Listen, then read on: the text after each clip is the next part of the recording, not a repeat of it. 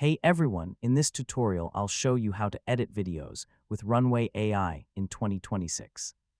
So if you want to enhance videos, remove objects, change backgrounds, generate effects, or make AI-powered edits, Runway gives you a powerful set of tools to work with.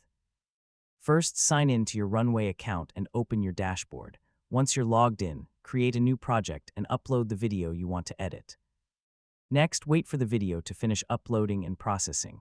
After that, open the editing workspace where you'll find the available AI tools and timeline controls.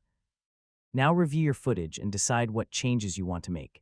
You might want to trim clips, remove unwanted elements, replace backgrounds, improve visuals, or apply AI effects.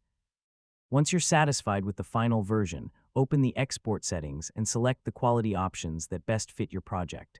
Finally, export the edited video and save it to your device.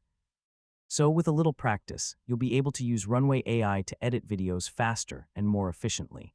And that's it. That's how to edit videos with Runway AI in 2026. Thanks for watching, and I'll see you in the next tutorial.